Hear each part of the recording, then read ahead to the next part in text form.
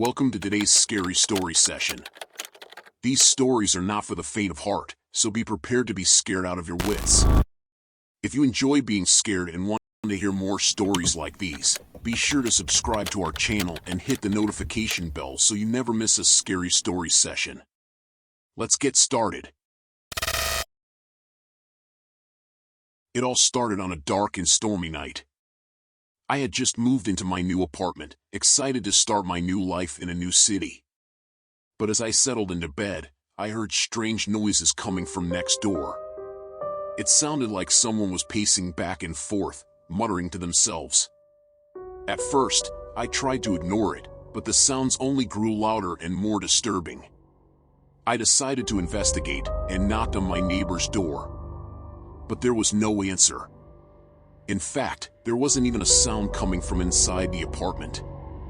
I was about to give up and head back to my own apartment when I noticed a faint glow coming from under the door. It was a strange, ethereal light, unlike anything I had ever seen before. I tried to brush off the thought that my neighbor might be a ghost, convincing myself that I was just being paranoid.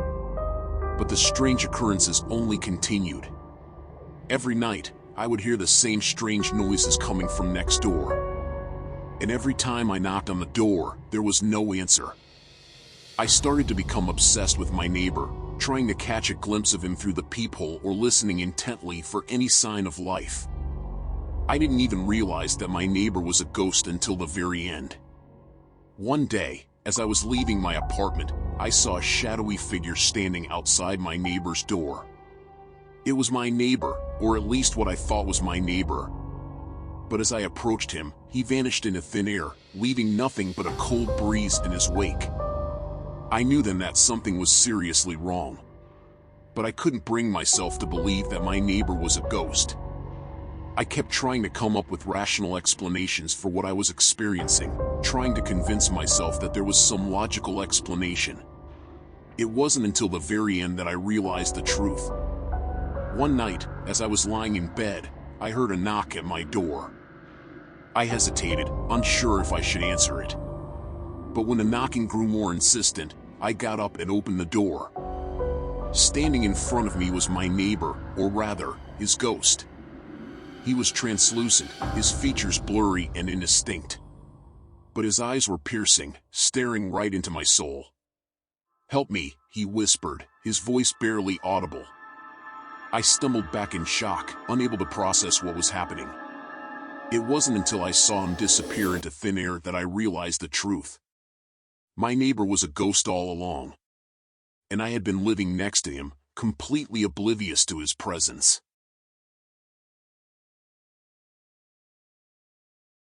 Living alone in an apartment complex can be lonely, but it had never bothered me. I had my books, my hobbies, and my job to keep me occupied. But there was one thing that did bother me, my neighbor, Mr. Johnson. Every time I saw him, I couldn't help but feel like he was watching me, studying me. It wasn't just a passing glance or a friendly wave, it was something more sinister. And the more I saw him, the more uneasy I became. One day, as I was walking down the hallway, I noticed that his door was open just a crack. Being naturally curious, I peeked inside and saw that his apartment was full of voodoo dolls. They were scattered all over the place, on the shelves, on the walls, on the floor, and they all seemed to be staring right at me. I felt a chill run down my spine. It was like the dolls were alive and had their own malicious intentions. I quickly closed the door and tried to forget about what I had seen. But the feeling of unease lingered. I couldn't shake the feeling that Mr. Johnson was up to no good. So, I decided to do some research on voodoo dolls to see if there was any reason for my concern. As it turns out, voodoo dolls can be used for black magic and witchcraft. They can be used to cause harm to others, to control their thoughts and actions, and even to curse them. My suspicions were confirmed. Mr. Johnson was using the voodoo dolls to try and control me. I knew that I had to get out of my apartment as soon as possible, but I couldn't leave without confronting him first. I knocked on his door and demanded to know why he had been using voodoo dolls to try and control me. Mr. Johnson was visibly frightened, and he struggled to come up with an answer. I pushed past him and started searching his apartment. I came across a locked chest, and I could hear faint whispers and chanting coming from inside it. I knew that I had stumbled upon something sinister. I found a key to the locked chest and opened it. Inside were 3 voodoo dolls that resembled me, each one with pins sticking out of its body. I felt a wave of horror wash over me. Mr. Johnson had been using these dolls to cause me pain and suffering. I quickly grabbed the dolls and tried to make my escape, but Mr. Johnson appeared with a menacing look in his eyes. He was holding a voodoo doll that looked just like him. I knew that I was in danger. I had to act fast. I threw the dolls at Mr. Johnson and ran out of the apartment. I could hear him screaming behind me, but I didn't look back. As I ran down the hallway, I could feel the voodoo dolls trying to take control of me. But I refused to let them. I mustered all my strength and made it out of the building. In the weeks that followed, I moved out of the apartment complex and into a new place. I tried to put the experience behind me, but I couldn't shake the feeling of fear and paranoia that had taken hold of me. Despite the trauma, I knew that there was a silver lining. I had uncovered Mr. Johnson's dark secret and had escaped from his clutches. I had shown bravery and determination in the face of danger. And I had learned an important lesson: always be wary of what your neighbors are up to, especially if they have a collection of voodoo dolls in their apartment.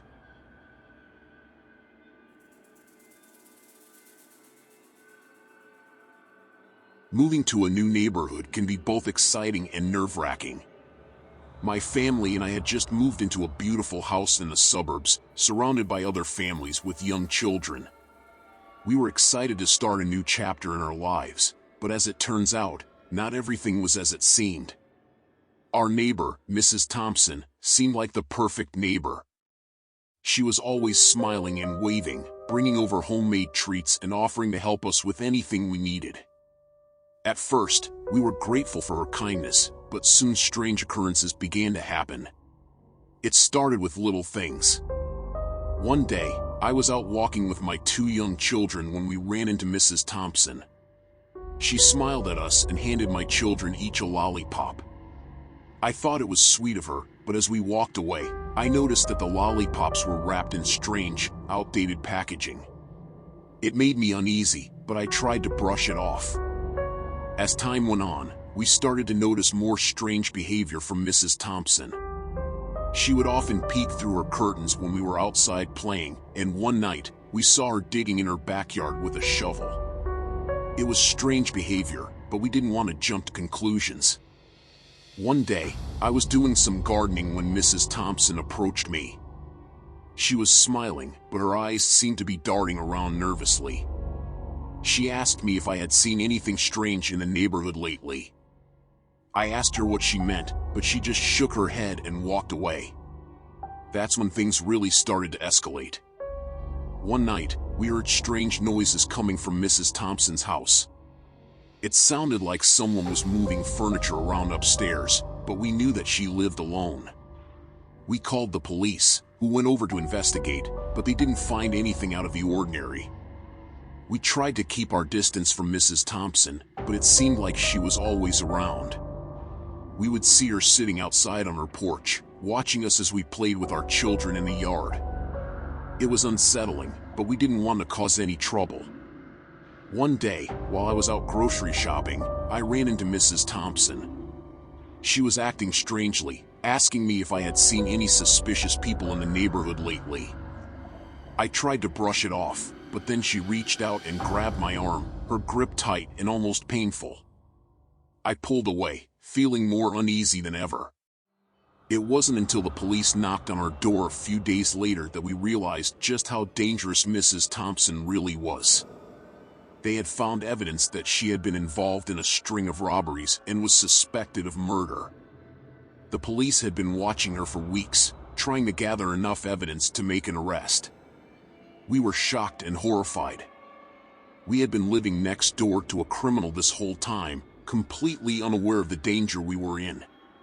The police arrested Mrs. Thompson, and we watched as they led her away in handcuffs. In the days that followed, we tried to come to terms with what had happened. It was a wake-up call that we couldn't always trust those around us, even if they seemed friendly and helpful on the surface. But the story doesn't end there. A few weeks after Mrs. Thompson's arrest, we noticed that her house was empty. It seemed like she had vanished into thin air, leaving behind all of her belongings. We asked the police about it, but they had no answers. It was like she had disappeared without a trace. We couldn't shake the feeling that she was still out there somewhere, watching us and waiting for her chance to strike again.